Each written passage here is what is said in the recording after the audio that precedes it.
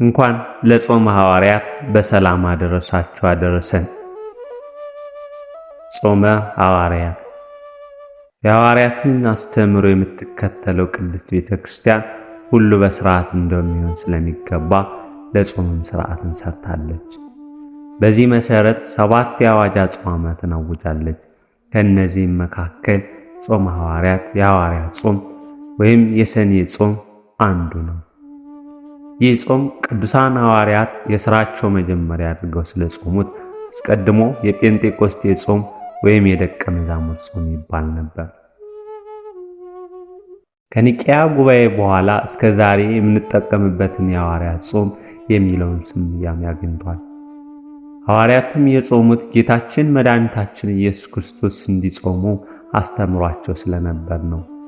ቅዱስ ማቴዎስ እንደጻፈው እኛ ፈሪሳውያን ብዙ ጊዜ የምንጦመው ደቀ መዛሙርት ግን የማይጦሙት ለምንድን ነው ብለው በጠየቁት ጊዜ ሚዜዎች ሙሽራው ከእነርሱ ጋር ሳለ ሊያዝኑ ይችላሉ፣ ነገር ግን ሙሽራው ከእነርሱ የሚወሰድበት ወራት ይመጣል፣ በዚያን ጊዜ ይጦማሉ እንዳለ ማቴዎስ ወንጌል ምዕራፍ 9 ከቁጥር 15-16።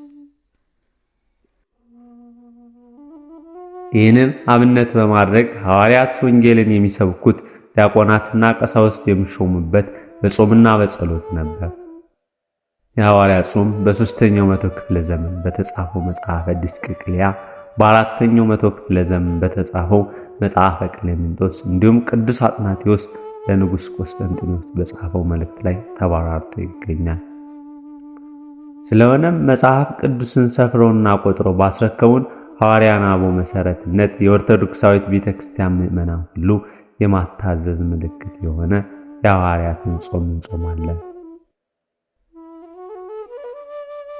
ጾመ ሐዋርያት ቀደምት የቤተክርስቲያን መጻሕፍት እንደሚያስረዱት ቅዱሳን ሐዋርያት ከጌታችን ዕርገት እስከ 50ኛው ቀን ለ10 ቀናት ድረስ በጾምና በጸሎት ቆይተዋል። እነዚህም 10 ቀናት የጾሙት ጌታችን መድኃኒታችን ኢየሱስ ክርስቶስ በዚህ ምድር ላይ ያለ እኔም አብን እለምነዋለሁ ለዘላለም ከእናንተ ጋር እንዲኖር ሌላ አጽናኝ ይሰጣችኋል፣ እርሱም ዓለም የማያየውና የማያውቀው ስለሆነ ሊቀበል የማይቻለው የእውነት መንፈስ ነው። ወላጆች እንደሌላቸው ልጆችም አልተዋችሁም እንዳለ ዮሐንስ ወንጌል ምዕራፍ 14 ከቁጥር 16-18።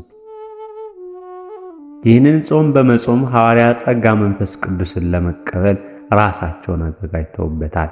ዛሬም ካህናት ክህነት ከመቀበላቸው በፊት አዳዲስ ተጠማቂዎችም ከጥምቀት በፊት እንዲሁም ክርስቲያኖች ሁሉ ቅዱስ ሥጋውንና ክቡር ደሙን ከመቀበላቸው በፊት የሚጾሙት ይህንን አብነት አድርገው ነው። የመንፈስ ቅዱስን ጸጋ ለመቀበል ራስን በጾምና በጸሎት ማዘጋጀት ያስፈልጋል። ሐዋርያት መንፈስ ቅዱስን ከተቀበሉ በኋላ ጾምን የአገልግሎታቸው መጀመሪያ አድርገውታል። ሐዋርያት የመንፈስ ቅዱስ ጸጋ ከተቀበሉ በኋላ የጾሙት ስለ 2 ዓላማ ነው። አንደኛው ስለተሰጣቸው ጸጋ መንፈስ ቅዱስ አምላካቸውን ለማመስገን ሲሆን፣ ሁለተኛው ደግሞ በዓለም ሁሉ ዙረው ለሚሰብኩት ወንጌል ራሳቸውን ለማዘጋጀት ነው።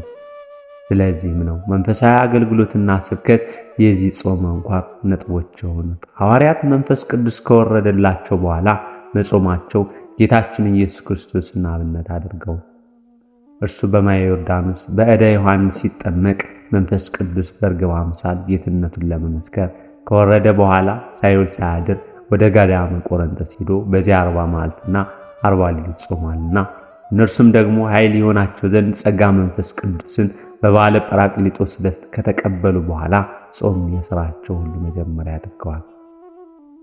አንዳንድ መዛግብት በመጀመሪያዎቹ ዘመናት የሐዋርያት ጾም የሚጀምረው ከጰራቅሊጦስ 1 ሳምንት በኋላ ነበር ይላሉ። ከዚያም በ258 ዓመተ ምህረት ከበዓለ ጰራቅሊጦስ እስከ ሐዋርያት በዓል ሐምሌ 5 ድረስ እንዲሆን አባቶች ደነገጉ። ይህም የተደረገው የቅዱስ ጳውሎስና ቅዱስ ጴጥሮስ በኔሮን በቄሳር በሮማ አደባባይ ሰማዕትነት የተቀበሉበትን ዕለት አብሮ ለማሰብ እንዲረዳ ነው። መጽሐፈ ዲስቅልያ ደግሞ ጾመ ሐዋርያት 40 ቀን እንደጾሙ ከዚያም በኋላ ቅዱስ ጴጥሮስ እግራቸውን አጥቧቸው ለስብከተ ወንጌል እንደተሰማሩ ያስረዳል። መድኃኒታችን ኢየሱስ ክርስቶስን ጾም የፈቀደ ብቻ ሳይሆን ትእዛዝ መሆኑንም ለሐዋርያትና ለሚከተለው ሕዝብ ሲያስተምር ስትጦሙ እንደግብዞች አትጠውልጉ፣ ለሰዎች እንደ ጦመኛ ሊታዩ ፊታቸውን ያጠፋሉና እውነት እውነት እላቸዋለሁ ዋጋቸውን ተቀብለዋል። አንተ ግን ስትጾም በስውር ላለው አባትህ እንጂ እንደ ጦመኛ ለሰዎች እንድትታይ ራስህን ተቀባ፣ ፊትህንም ታጠብ። በስውር የሚያይ አባትህም በግልጥ ይከፍልሃል። ማቴዎስ ወንጌል ምዕራፍ 6 ከቁጥር 16-18 ብሏል። በዚህም ትምህርቱ እርሱ የሚወደው ጾም ምን አይነት እንደሆነና እንዲሁም የማይበርና የግል ጾም መኖሩን እናንተ ስትጦሙና አንተ ግን ስትጦም ብሎ ለይቶ አስተምሯል። በእግዚአብሔር ዘንድ የተወደደ ጾም እንዴት አይነት እንደሆነ ነቢያት አስቀድመው የበደልን እስራት ትፈቱ ዘንድ፣ የቀንበርን ስጠት ትለቁ ዘንድ፣ የተገረፉትን አርያነት ትሰደዱ ዘንድ፣ ቀንበሩንስ ሁሉ ትሰብሩ ዘንድ አይደለምን? እንጀራ ስለተራበ ትቆርስ ዘንድ፣ ስደተኞችን ድሆች ወደ ቤት ታገባ ዘንድ፣ የተራቆተውን ብታይ ታለብሰው ዘንድ፣ ከሥጋ ዘመድህ እንዳትሸሸግ አይደለምን? ብለው ጽፈውልናል። በቤተ ክርስቲያን ትምህርት መቼም የማይጾሙ ወይም ሁሌም የሚባሉ ነገሮች አሉ። እነዚህም በጾም ይሁን በፍስክ የሚበሉ ወይም የሚደረጉ ናቸው። ከነዚህም መካከል የሕያው እግዚአብሔር ቃል መመገብ፣ ለእርሱና ለቅዱሳኑ ምስጋና ማቅረብ፣ መልካም ነገር መስማት፣ ማየት፣ ማሰብና መናገር፣ መስራት ይገኙበታል። አንድ ሰው ሁልጊዜ የእግዚአብሔርን ቃል መመገብ፣ ምስጋናውንም ምግብ ማድረግ ይኖርበታል። ትእዛዙንም ዘወትር በመፈጸም ለአምላኩ ያለውን ፍቅር ሲገልጽ ይገባዋል። እነዚህ ጾም ሲገባ ምግብን ተከትለው የሚገቡ፣ ጾም ሲወጣ ደግሞ ስጋን ተክተው የሚወጡ አይደሉም። ሁልጊዜ ሙሉ የሕይወት ዘመናችንን ልናደርጋቸው የሚገቡ ናቸው እንጂ። ስለዚህ ጾም መቼም የማይጾሙ የተባሉት ከነዚህ መካከል በራሱ ኃጢአት ነውና፣ በተመሳሳይ መቼም የማይበሉ ወይም ሁሌ የሚጾሙ የሚባሉ ነገሮችም አሉ። በጾም ወቅት ፈቃደ ስጋችንን ስለምናደርግ መቼም የማይጾሙት የበለጠ ልናደርግ፣ መቼም ከማይበሉት ደግሞ የበለጠ ልንከለከል እንችል ይሆናል። ይህ ማለት ግን የጾም ወቅት ሲያልፍ ወደ ነበርንበት እንመለስ ማለት አይደለም። በጾም ወቅት የነበሩን መልካም ነገሮች ከጾሙም በኋላ ይዘናቸው ልንቀጥል ይገባል እንጂ በጾም ወቅት የተውናቸውን የሚጎዱን ነገሮች ደግሞ ከጾም በኋላ መልሰን ልንይዛቸው አይገባም።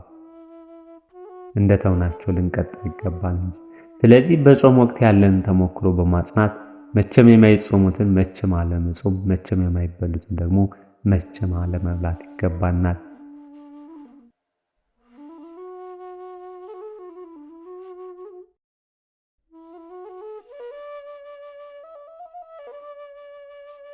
ሐዋርያው ቅዱስ ጳውሎስ በሐዋርያትና በነቢያት መሰረት ላይ ታነጻችኋል እንዳለ በሐዋርያት መሰረትነት ላይ ለታነጽለኛ ክርስቲያኖች የሐዋርያት ጾም የኛም ጾም ነው። የሐዋርያት ጾም ቅዱሳን ሐዋርያት መንፈስ ቅዱስን ከተቀበሉ በኋላ ስብከተ ወንጌልን ለመፈጸም በየሀገሩ ከመሰማራታቸው በፊት በሁሉም ነገር እግዚአብሔር እንዲረዳቸው የጾሙት ጾም ነው። እኛም የሐዋርያትን ጾም ስንጾም ሁልጊዜ በንስሐ ታጥበን ነስተን ከእግዚአብሔር ጋር ታርቀን ቀሪ ዘመናችንን እግዚአብሔር አምላክ እንዲባርክልንና ሰላምን፣ ፍቅርንና ጤና እንዲሰጠን መጾም ይኖርብናል። ይህ የሐዋርያት ጾም በሐዋርያት እግር የተተኩ የቤተ ክርስቲያን አገልጋዮችም አገልግሎታቸውን እንዲባርክላቸውና ምእመኑን ወደ መልካም ጎዳና እንዲመሩ የሚጸልዩበት ጾም ነው። በሐዋርያት ጾም የሐዋርያት ክብራቸውና አገልግሎታቸው ይታሰባል። ይህን ጾም የምንጾመው የሐዋርያትን በረከት ለመላበስ እነርሱ ድል ያደረጉትን ዓለም እንድናሸንፈው አምላካችንን ለመማጸን ነው። በዚህ ጾም ሐዋርያት ሁሉን ትተው ጌታን መከተላቸው፣ ዓለምን ዝረው ማስተማራቸውና ስለ ቅዱስ ስሙ በጽናትና በጥብዓት መከራ መቀበላቸው ይዘከራል። ምዕመናንና ካህናትም የቅዱሳን ሐዋርያትን መንፈሳዊ ተጋድሎ እያሰብን በዘመኑ ሁሉ በፍቅር በተዋበ የመታዘዝ ፍርሃት የየራሳችን መዳን ፈጽም ዘንድ ጾምን በመጾም ጸሎትን በመጸለይ ከእግዚአብሔር በንጹሕ ደሙ ከዋጃት ቅድስት ቤተክርስቲያን ያለን ፍጹም አንድነት ልናጸና ራሳችንን ከኃጢአት ከበደል አርቀን በመታዘዝ ጸጋ የጾምን በረከት ልንቀበልበት ይገባል።